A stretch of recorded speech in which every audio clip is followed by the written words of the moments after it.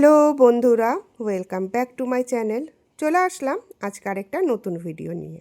কাছে দূরে, দেশ বা দেশের বাইরে থেকে তোমরা যারা আমার এই ভিডিওটা দেখছো, তোমাদের সবাইকে আমার অন্তর থেকে অনেক ভালোবাসা। আশা করছি সবাই খুব ভালো আছো এবং সুস্থ আছো। তো এই যে চলে আসলাম সকাল সকাল একদম তোমাদের সাথে অ্যানামন্ডা ফুল নিয়ে।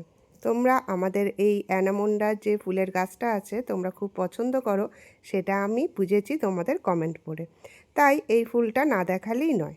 তার জন্য ভাবলাম যে প্রথমেই এই ফুলের গাছটা তোমাদেরকে দেখিয়ে নিই। আর দেখো কত ফুল ফুটেছে, মানে এমন মনে হচ্ছে যে পাতাই দেখা যাচ্ছে না। ভীষণ সুন্দর লাগে দেখতে। তারপরে বসে গেলাম হচ্ছে ব্রেকফাস্ট নিয়ে। তোমাদেরকে তো বলেছি যে আমি মুড়ি খেতে খুব ভালোবাসি। আর জলমুড়িটা আমি যে শুধু অসুস্থ হলে খাই সেটা নয়, আমি এমনিতেও জলমুড়ি খেতে ভীষণ ভালোবাসি। ওই যে জলমুড়ির যে জলটা আছে সেটা তো আমার খুবই ভালো লাগে খেতে। জল নিই, মুড়ি নিই, চিনি আর তার মধ্যে নিই অল্পটুকু লবণ, ব্যাস দারুণ লাগে। আর জলটা না একদম শরবতের মতো লাগে, তাই আমার ভীষণ প্রিয়। তো সকালবেলা ব্রেকফাস্ট সেরে নিলাম, তারপরে শুরু করে দিলাম রান্না বান্না। আর আজকে যেহেতু শনিবার, তো তার জন্য রান্না হচ্ছে একদমই নিরামিষ। মঙ্গলবার আর শনিবার হচ্ছে আমরা নিরামিষ খাই, আর বৃহস্পতিবারটা মামনি পাপা নিরামিষ খায়, আমি আর আইস খাই না। তো এখানে বানিয়ে নিচ্ছি হচ্ছে কাঁচা মুগ ডাল।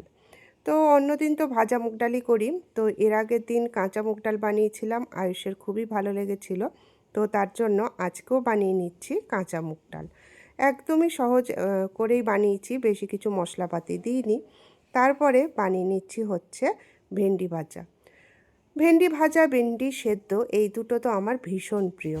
না, ভেন্ডি পোস্তটাও ভালো লাগে, কিন্তু মশলা দিয়ে ভেন্ডির কোনো রেসিপি আমার খুব একটা ভালো লাগে না। কিন্তু ভেন্ডি ভাজা আর ভেন্ডি সেদ্ধ তো আমার ভীষণ প্রিয়। সেদ্ধ তো আমি এমনি এমনিই খেয়ে নিই, আমার এতটাই সেদ্ধ খেতে ভালো লাগে। তো এই যে নিরামিষের দিন ভেন্ডি ভাজা করবই, আমার জন্যই মেনলি এটা আমি করি। তারপরে ভেজে নিচ্ছি হচ্ছে কুমড়ো ফুলের বড়া।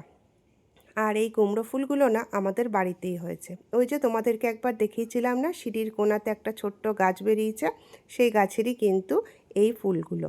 আর লিকপিকে একদম গাছ, তার মধ্যে এখানে টোটালে 25টা কুমড়ো ফুল আছে, তবে একদিনের নয়, দুদিনের জমানো ফুল। আর এখানে আমি ব্যাটার বানিয়ে নিয়েছি। আর ব্যাটারে তো জানোই তোমরা কি কি দিতে হয়, তাও একবার বলে দিই।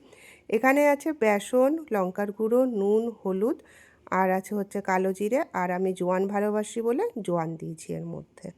তো এই যে ভেজে নিচ্ছি একদম কুড়মুড়ে কুমড়ো ফুলের বড়া। আর আমাদের বাড়িতে না যে কোনো পকোড়া হোক, বড়া মানে বড়া হোক, সেগুলো কিন্তু আমাকেই বানাতে লাগে। মামুনি খুব একটা বানাতে চায় না। আসলে এরকম কোনো পকোড়া বানালে না মামুনির হাতে ব্যাটারটা একটু মোটা হয়ে যায়, আর আমি বানাই একদমই পাতলা পাতলা, মানে জাস্ট ফুলের গায়ে ব্যাটারটা লেগে থাকবে এইরকম। তো খেতে সেটা বেশি ভালো লাগে।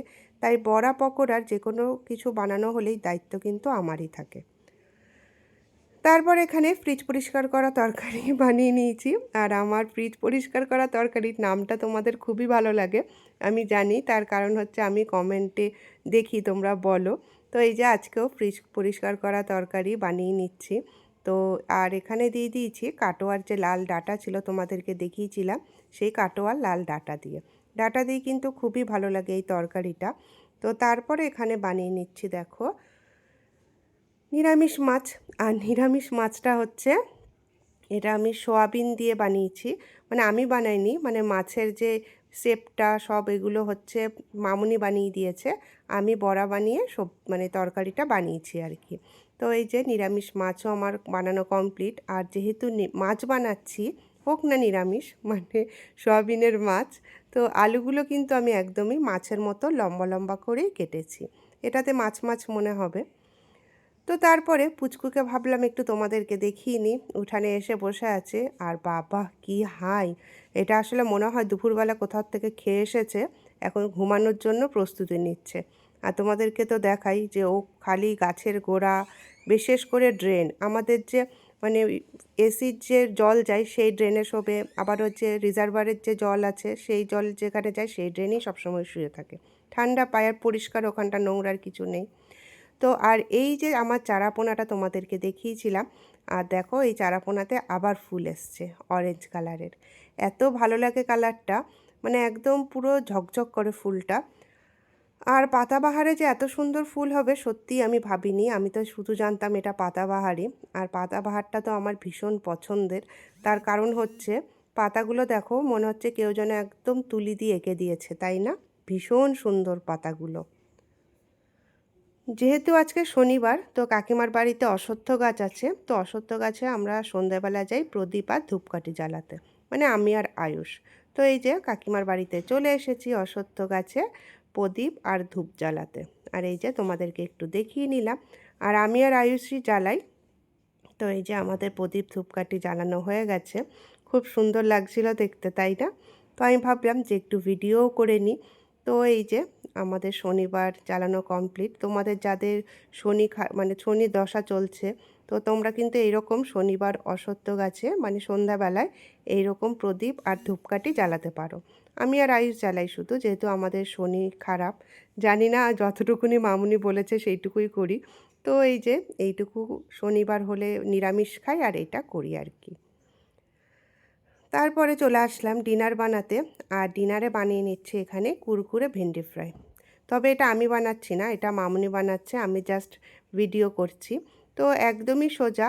তোমাদেরকে একটু বলে দিই, ভেন্ডিগুলো লম্বা লম্বা করে এরকম কেটে নিয়েছি 4 ভাগ করে। তারপর এর মধ্যে বেসন, জিরে ধনের গুঁড়ো, হলুদ, লঙ্কার গুঁড়ো, কর্নফ্লাওয়ার সব দিয়ে মেখে ভেজে নেওয়া হয়েছে। এই যে ভাজা কমপ্লিট।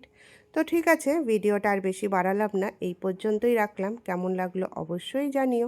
পরের দিন আবার আসছি।